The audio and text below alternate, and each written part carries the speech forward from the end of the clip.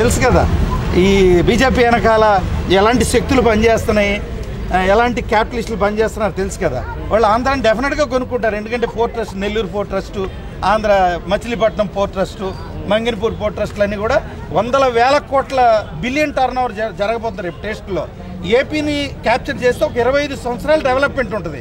మరి 25 సంవత్సరాలు డెవలప్ అయ్యే ఏపీ క్యాపిటల్ సిటీని నిర్మించడం అనేది కొన్ని వేల కోట్ల ఛాలెంజ్. ఇది 10 సంవత్సరాలైనా క్యాపిటల్ సిటీ పునాదులు సరిగ్గా ఇలా అంటే రేపొద్దున అసలు కార్పొరేట్ సిటీ అని చెప్పి పేరు తెచ్చుకున్న తెలంగాణ రాష్ట్రంలో ఆంధ్రప్రదేశ్ హైటెక్ అనే ఒక గేమ్ ఆడి మిలియన్ కోట్ల టర్న్ ఓవర్ ఇవాళ ఎకరం ₹1,00,000 ఉన్న ఎకరం 10 కోట్ల నుంచి 100 కోట్ల వరకు వెళ్ళిపోయినటువంటి స్థితి. ఇదే రెవెన్యూ రేపొద్దున ఆంధ్రప్రదేశ్లో డెవలప్ కాదా? డెఫినెట్గా డెవలప్ అవుతుంది. మరి అది ఎవరు తినాలి? ఏ వర్గం వాడు తినాలి? ఏ పార్టీ వాడు తినాలి? 2 కేంద్ర పార్టీలు ఉన్నాయి కదా, బొమ్మ బొరుస పార్టీలు. అవి 2 తుగ్లక పార్టీలు, 2 ఒకటే మతవాదం, ఒకటే విదేశీవాదం. మరి ఈ 2 పార్టీలు కబలించాలని ఆంధ్రప్రదేశ్ని ట్రై చేస్తున్నాయి. వాళ్ళకి బానిసలుగా ఉండేవాడు ఎవడైతే సీఎం తలంచుతాడో వాడిని సీఎం అని చేస్తారు. ఎందుకంటే ఈవీఎంలు ట్యాంపరింగే కదా. ప్రస్తుత పరిపాలన ఎలా ఉందంటారు ఆంధ్ర?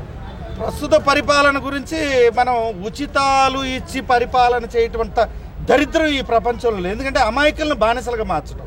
రేపంతా డబ్బంతా అయిపోయిన తర్వాత ఉచితాలు ఇవ్వలేరు కదా. ఉచితాలు ఇవ్వలేనప్పుడు వీళ్ళు ఆకలి మంటలతో తినకుండా మానేస్తారా?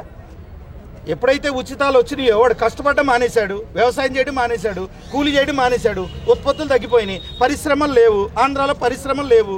కాస్త వ్యవసాయం మీద ఆధారపడితే వ్యవసాయదారులు కూడా ఇవాళ వ్యవసాయం చేసే పరిస్థితి లేదు.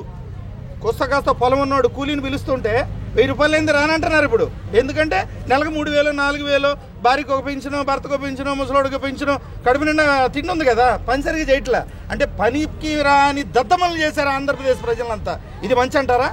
అంటే ప్రభుత్వం మంచి చేసిందంటారా? తాయిలాలు ఇచ్చి ఏం జరుగుతుంది ఆంధ్ర రాష్ట్రంలో? అసలు ఈ దేశంలో ఏం జరుగుతుంది? రాజకీయం. మనిషి పుట్టిన తర్వాత, మానవత్వం ఉన్న తర్వాత రాజకీయం ఎట్లా చేయాలో ప్రజా సంక్షేమ రాజకీయాలు చేయాలి, ప్రజా సమతా సిద్ధాంతాలు తీసుకురావాలి. మరి ఇవన్నీ మానేసి కుట్ర రాజకీయాలు ఏంటి? 70 సంవత్సరాల తర్వాత కూడా ఆధిపత్య రాజకీయాలు, క్యాపిటల్ రాజకీయాలా? రేపొద్దున క్యాపిటల్ 100 కోట్లు నోట్లు ప్రింట్ చేసి నోట్లో పెడతారా? ఆహారం లేకపోతే, వ్యవసాయం లేకపోతే, ఇండస్ట్రీ లేకపోతే యువత ఎంత నిర్వీర్యం అయిపోతున్నారు. ఆంధ్రప్రదేశ్లో ఉన్న యువత ఎన్ని వందల మంది అమెరికాకి, లేదంటే జపాన్కి, లేదంటే ఇటలీకి వెళ్ళిపోయి మన మానవ సంపద అంతా ఈ దేశం వదిలి వెళ్ళిపోతే మరి ఇక్కడ ఎలాగే వాళ్ళ రైతు కూలీలు కూడా లేరు. మన రాష్ట్రంలో వ్యవసాయం చేయడం రైతు కూలీలు లేరు. బిడ్డలను చదివించుకుంటేనేమో ఫారెన్ పోయారు. ఆ రోజు బ్రిటిష్ వాడు వచ్చినప్పుడేమో బ్రిటిష్ వాడు బయటికి వెళ్ళిపోవాలన్నారు, విదేశీ పాలన్నారు. ఇప్పుడు మనం వెళ్ళి విదేశాలకు బానిసత్వం చేస్తున్నానుగా. ఇప్పుడు చదువుకున్న విద్యార్థులు కూడా బుద్ధి జ్ఞానం ఉండొద్దు? బుద్ధి జ్ఞానం ఉండాలా వద్దా? చదువుకుని విదేశాలకు వెళ్ళి బానిసత్వం చేస్తారండి, ₹1,00,000 ఎక్స్ట్రా వస్తుందని.